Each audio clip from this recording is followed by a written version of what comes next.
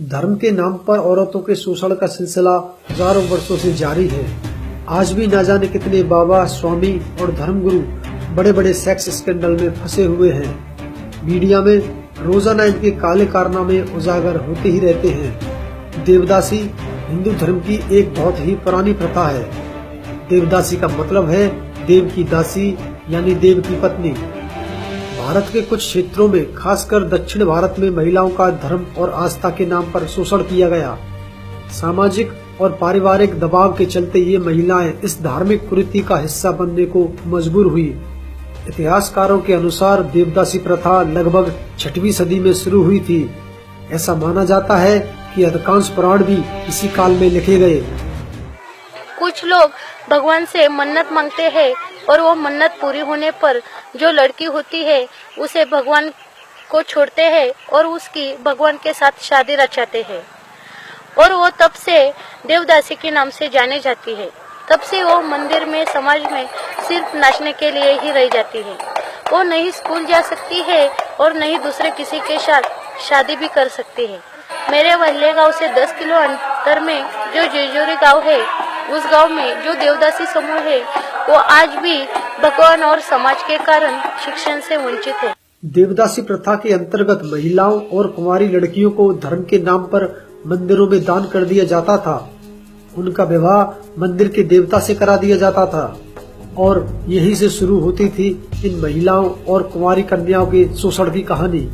इन देवदासियों के साथ मंदिर के पुजारियों ने यह कहकर शारीरिक संबंध बनाने शुरू कर दिए कि इससे उनके और भगवान के बीच संपर्क स्थापित होता है और धीरे धीरे यह उनका अधिकार बन गया, जिसको सामाजिक मान्यता भी मिल गई। इन देवदासियों को मंदिरों की देखरेख, साफ सफाई के साथ साथ मंदिरों में नाचने के अलावा पुजारियों और प्रभावशाली व्यक्तियों के साथ हमबिस्तर होना पड़ता था। कालिदास द्वारा लिखे गए काव्य मेघदूत में भी मंदिरों में नृत्य करने वाली आजीवन कुंवारी कन्याओं का वर्णन मिलता है, जो शायद देवदासियां ही रही होंगी। इसके अलावा मत्स्य पुराण और विष्णु पुराण में भी देवदासी प्रथा का उल्लेख मिलता है। यहाँ ध्यान देने वाली बात ये भी है कि ज्यादातर देवदासियां समाज के गरीब और निचले तबके से आती थी। प्रसिद्ध लेखक डुबोइस ने अपनी पुस्तक Hindu manners, customs and ceremonies में लिखा है कि प्रत्येक देवदासी को मंदिर में नाचना गाना पड़ता था। साथ ही मंदिरों में आने वाले खास मेहमानों के साथ उसे सोना पड़ता था।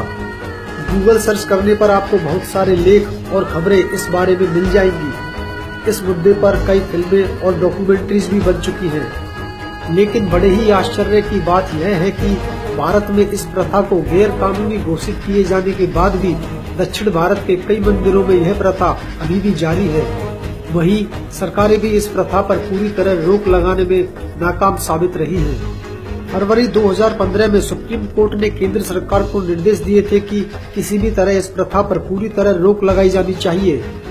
23 फरवरी 2015 के टाइम्स ऑफ इंडिया में छपी एक खबर के अनुसार तेलंगाना और आंध्र प्रदेश, केवल 2 राज्यों में ही 80,000 देवदासियां अभी भी मौजूद हैं। देवदासी प्रथा का सबसे अधिक चलन कर्नाटक, आंध्र प्रदेश, तेलंगाना, तमिलनाडु, महाराष्ट्र, उड़ीसा, गोवा और मध्य प्रदेश के कुछ इलाकों में है। तो आप अंदाजा लगा सकते हैं कि पूरे देश में इन देवदासियों की संख्या कितनी होगी।